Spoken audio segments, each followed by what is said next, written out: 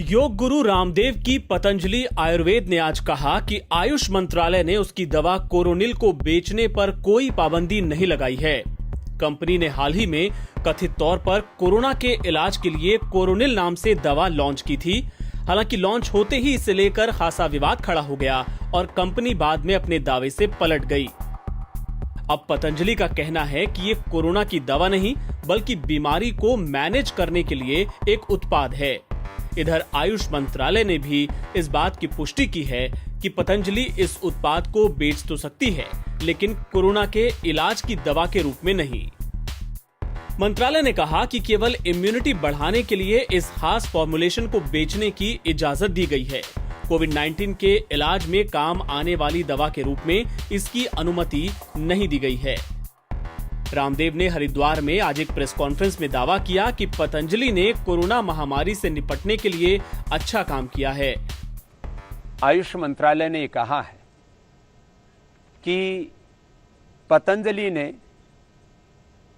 कोविड-19 के मैनेजमेंट के लिए एप्रोप्रिएट कार्य किया है, माने एक अच्छी पहल की है, अच्छा इनिशिएटिव लिया है।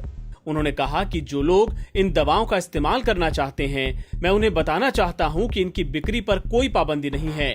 आज से ये देश में कहीं भी एक किट में उपलब्ध रहेगी।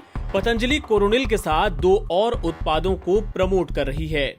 रामदेव ने कहा कि आयुष मंत्रालय ने उन्हें इस दवा के लिए कोविड ट्रीटमेंट के बजाय कोविड मैनेजमेंट शब्द इस्तेमाल करने को कहा है और वो इस आदेश का पालन कर रहे हैं। कंपनी भले ही कोरोनिल को कोविड-19 की दवा बताने के दावे से पीछे हट गई, लेकिन उसका अब भी दावा है कि हल्के और मध्यम लक्षणों वाले मरीजों पर इसका ट्रायल सफल रहा था।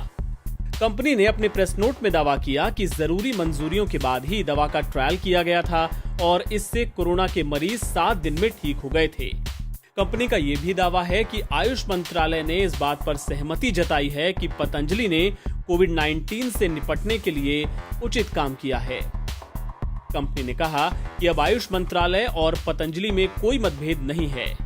मंत्रालय ने पतंजलि को पूरे देश में दिव्य कोरोनिल टैबलेट, दिव्य श्वासारी वटी और दिव्य अणु तालिया को बनाने और वितरित करने की अनुमति दे दी है। ये अनुमति उत्तराखंड सरकार के आयुर्वेदिक और यूनानी सेवा विभाग की स्टेट लाइसेंसिंग अथॉरिटी के तहत दी गई है।